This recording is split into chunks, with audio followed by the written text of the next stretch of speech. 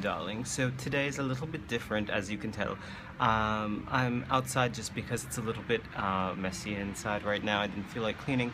But, so I got an anonymous request to do sort of a personal video journal thing. So thank you, anonymous person on Tumblr, for that.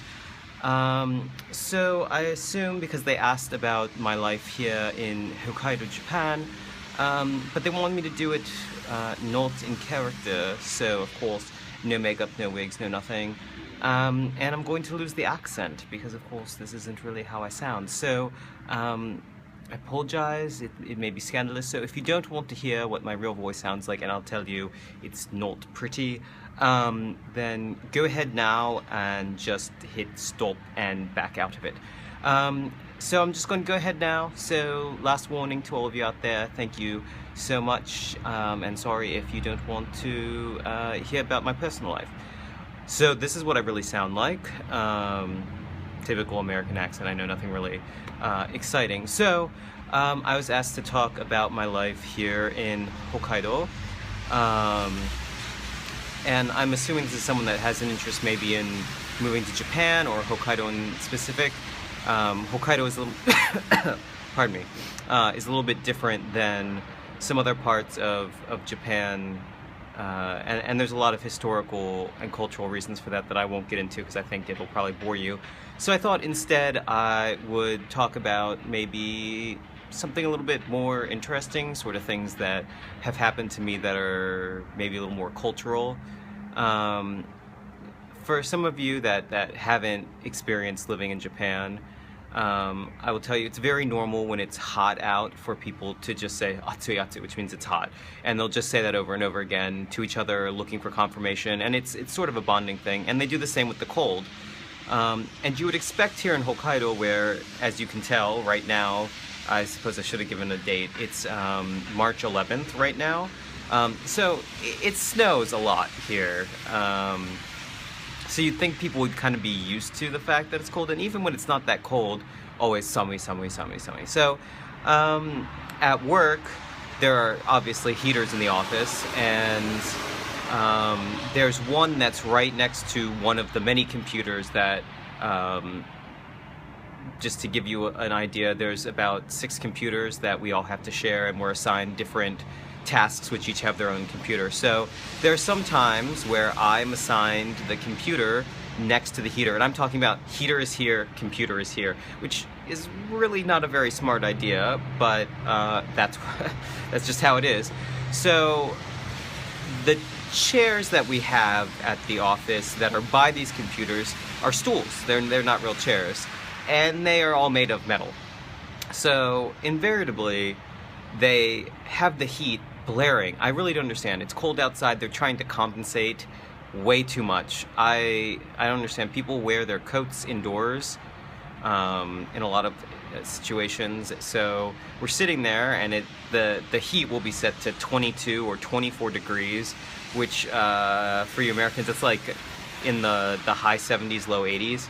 And inside the office, blowing directly on this metal chair. And so I'll have a day where I'm spending about 3 to 5 hours of the day sitting by that heater, and it feels like my ass is gonna catch fire. Like, sometimes I have to get up and walk away and pretend I'm grabbing some paperwork from one of the desks just because I'm worried that I'm literally going to have a burn imprint of the stool on my goddamn ass. Like, that's how fucking hot this thing gets.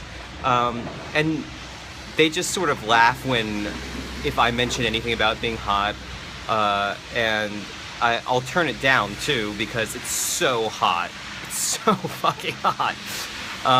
And they always laugh at that. I'll be wearing short sleeves in the office, and they're like, "Aren't you cold?" And then if I say no, and then one day I wear long sleeves because I don't have any short sleeve shirts that are clean to wear under my uniform, they'll be like, "I caught you, like you really are cold all along," and it's like, no, I just need to do laundry. But anyhow, that's probably not that funny a story. Oh, here's a story. This happened to me yesterday. So there are a few people that speak English in the office in varying degrees of fluency, And the guy who's considered the most fluent, although to be honest, he really is sort of in the middle of the pack. But our Shocho, who's kind of the manager of our office, he thinks that he's completely fluent, and therefore he is, for all intents and purposes, completely fluent. And so I happened to get off of work at the same time as him, and he offered me a ride home, which they do sometimes if the weather is bad or if the timing just happens to work out, because they're really nice here.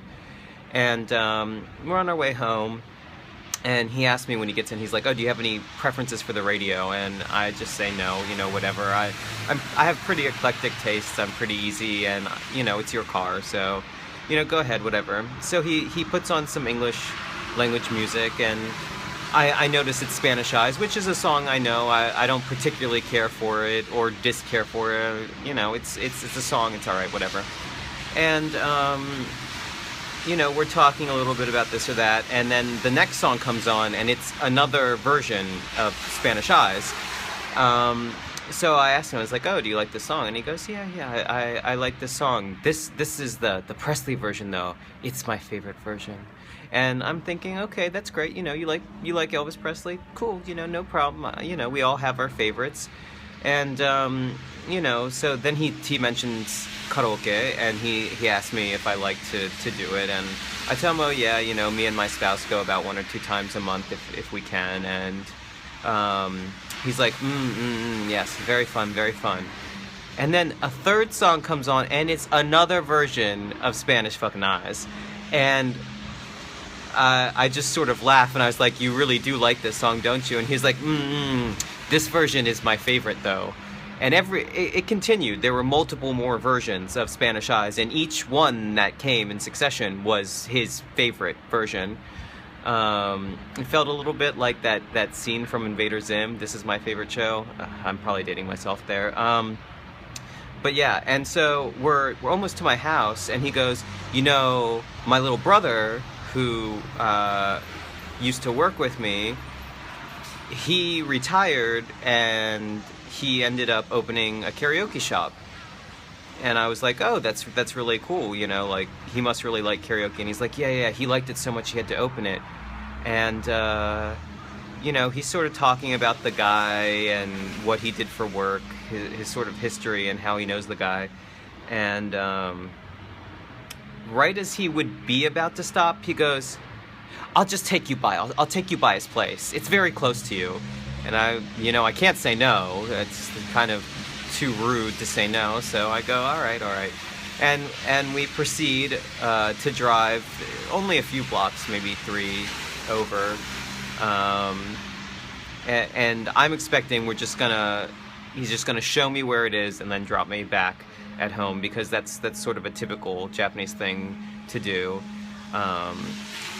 Except as we're pulling up to the place, the guy is getting out of his car, because he's clearly getting ready for the evening, because they open in the evening and go until like 2 a.m. And so I'm like, oh shit, well, now we have to talk to the guy, of course. So we pull up and we get out of the car. He's like, I'm going to introduce you. I'll introduce you. So we get out, and the guy is just kind of like, hey, long time no see. Who's this foreign guy? Where is he from? What's the story? And he's like, oh, yeah. He's my coworker. He's American. And he's like, oh, he works with you at the tennis club, because this guy also works at a tennis club. That's actually his real job. He works at our office part-time. And he's like, no, he works down at the terminal with me. And, so they talk a lot about me in front of me, which is pretty common. And so, I introduce myself, and I say nice to meet you and everything. And then my coworker just keeps going on like, oh, yeah, him and his spouse love to do karaoke, and they go a couple times a month, and I was telling him about your place, and he's going on and on and on and on, and I'm just like, can I please go home now? Like, I have things I have to do with my life. I mean, really, I don't really have much, but I wanted to go home and play a video game and do shopping and cooking and all that shit that I have to do.